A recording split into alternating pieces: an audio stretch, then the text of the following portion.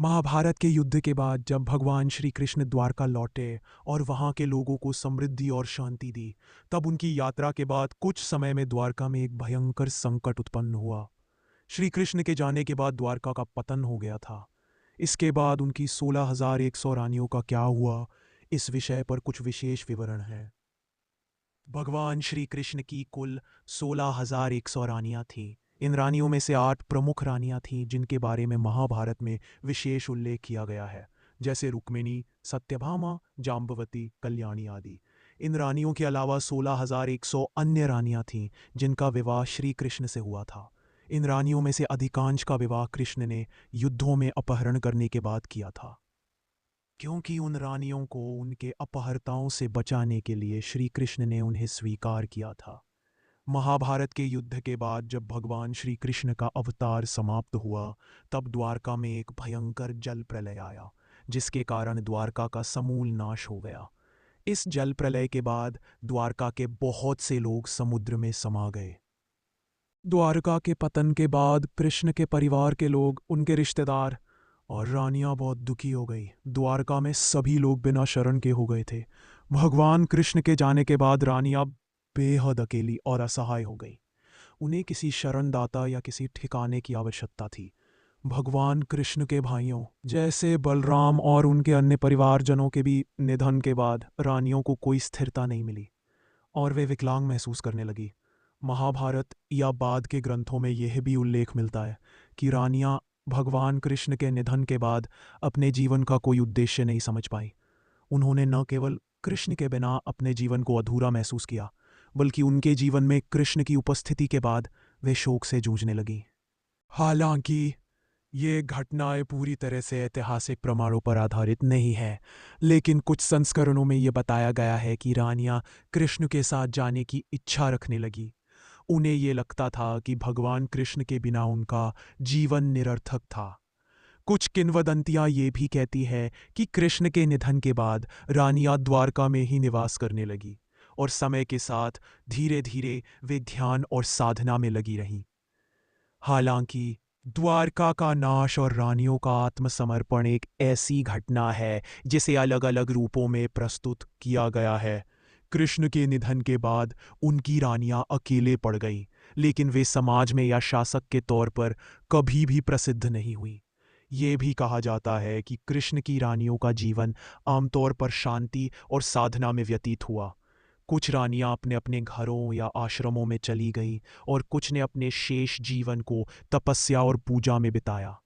कृष्ण के बाद उनकी रानियों का जीवन बहुत कठिन और शोकपूर्ण था। द्वारका के पतन और कृष्ण के निधन के बाद रानियां अपने जीवन के इस मुश्किल समय को झेलते हुए अपने स्वामी के बिना किसी स्थिरता को प्राप्त नहीं कर पाईं। कई रानियां कृष्ण के बिना अपने जीवन को निरर्थक मानने लगी और कुछ कथाओं के अनुसार वे आत्मसमर्पण या मोक्ष की ओर बढ़ी। श्री कृष्ण के निधन के बाद द्वारका का नाश हो गया था और ये घटना अर्जुन के लिए बहुत महत्वपूर्ण थी। महाभारत के बाद अर्जुन श्री कृष्ण के परिवार के कुछ सदस्यों को लेकर द्वारका पहुंचे थे। वे वहां के लोगों से मिलने गए थे और ये सुनिश्चित करना चाहते थे कि श्री कृष्ण के परिवार और रानियों को किसी प्रकार का कष्ट न हो। अर्जुन ने द्वारका में श्री कृष्ण की 16,100 रानियों को देखा, जिनकी स्थिति बहुत ही कठिन थी। रानियां श्री कृष्ण के बिना दुखी थीं और अर्जुन का कर्तव्य बन गया था कि वह उन रानियों का ध्यान रखें और उन्हें सुरक्षा प्रदान करें। कुछ धार्मिक ग्रंथों में यह कहा जाता है कि अर्जुन ने रानियों से कहा कि वे उनके साथ हस्तिनापुर लौट सकती हैं, लेकिन रानियों ने अर्जुन की मदद से इनकार कर दिया क्योंकि उन्हें कृष्ण के बिना जीवन नहीं जीना था। अर्जुन के द्वारा द्वारका के पतन के बाद रानियों को शरण देने की कहानी के बारे में कुछ विविध संस्करण मिलते हैं। कुछ पौराणिक कथाओं में यह भी कहा जाता है कि अर्जुन ने रानियों को अपने साथ हस्तिनापुर लाने की कोशिश की, लेकिन वे नहीं मानी। अर्जुन ने द्वारका के अस्तबल में कृष्ण के अस्तबलों की देखभाल की और भगवान कृष्ण की याद में वहां पूजा पाठ किया। महाभारत के युद्ध के बाद अर्जुन ने कई अभियानों में भाग लिया और युद्ध के बाद वह अपने परिवार और अन्य क्षत्रियों के साथ संतुलन स्थापित करने की कोशिश कर रहे थे। लेकिन जब अर्जुन ने द्वारका में कृष्ण की रानियों की दुखद स्थिति देखी, तो वह उनके साथ हस्तिनापुर वापस लौटने का प्रस्ताव लेकर आए। हालांकि यह प्रस्ताव ज्यादा सफल नहीं हो पाया। अर्जुन ने कृष्ण को अपने गुरु, दोस्त और सबसे प्रिय व्यक्ति के रूप में माना था। जब भगवान श्री कृष्ण का निधन हुआ तो अर्जुन अत्यंत शोकित हो गए थे। वह यह मानते थे कि कृष्ण के बिना जीवन कुछ भी नहीं है।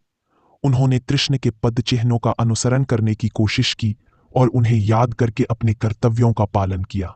अर्जुन का यह कर्तव्य भी था कि वह कृष्ण के परिवार के बाकी सदस्यों की रक्षा करे।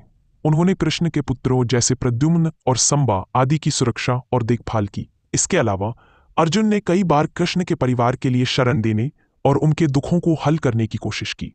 अर्जुन का श्री कृष्ण की रानियों से कोई सीधा संबंध नहीं था, लेकिन उनके जीवन में कृष्ण के निधन के बाद महत्वपूर्ण घटनाएं घटी।